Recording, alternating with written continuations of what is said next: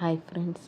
ஏமாற்றும் புத்தி ஏமாறும் மக்கள். ஒரு செல்வந்தர் சேட்ஜி வேறொரு கிராமத்துக்கு சென்றபோது அங்கிருந்த ஒரு விவசாயியிடம் வித்தியாசமான நிறத்தில் இருந்த ஒரு அத்தரங்கி கழுதையை பார்த்தார்.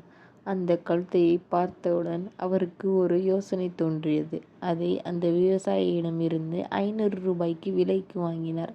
தனது கிராமத்திற்கு வந்த அவர் மக்களிடம் அந்த கழுதைக்கு லாட்டரி சீட்டு விற்பனை செய்ய போவதாக அறிவித்தார். ஒரு சீட்டின் விலை வெறும் 50 ரூபாய் மட்டுமே. அதிர்ஷ்டம் இருந்தால் 50 ரூபாயில் இந்த அரிய வகை கழுதையை சொந்தமாக்கிக் கொள்ளலாம் என்று ஆசையில் கிராமத்தில் இருந்த 1000 மக்களும் லாட்டரியை வாங்கினர். இதன் மூலம் சேட்ஜிக்கு 50,000 ரூபாய் வருமானம் கிடைத்தது. குழுக்களில் ஒருவர் வெற்றி பெற்றார். அவர் கழுதையை வாங்க வந்தபோது சேட்ஜி ஒரு தந்திரம் செய்தார். கழுதைக்கு உடல்நிலை சரியில்லை என்றும் அது எப்போது வேண்டுமானாலும் இறக்கக்கூடும் என்றும் அவரிடம் கூறினார்.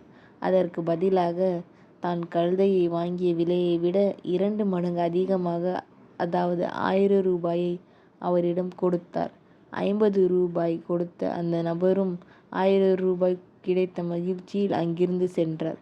இறுதியில் சேட்ஜி 50,000 ரூபாயில் 1000 ரூபாய் மட்டும் கொடுத்துவிட்டு மீதமுள்ள பெருந்தொகையை லாபமாக பெற்றார். கதை உணர்த்தும் பாடம். இந்த கதையில் உண்மையான கழுதை யார்? 1000 பேரில் ஒருவருக்கு மட்டுமே வெற்றி கிடைக்கும் என்று தெரிந்தும் அந்த 0.1% வாய்ப்பிற்காக பணத்தை முதலீடு செய்த பொதுமக்கள் தான் என்றும் அக்கதை விளக்குகிறது.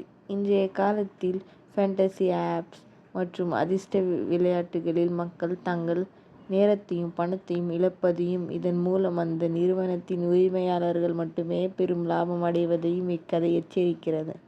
இந்த ஸ்டோரி எப்படி இருந்துச்சுன்னு நீங்கள் கமெண்ட்டில் சொல்லுங்கள் ஃப்ரெண்ட்ஸ்.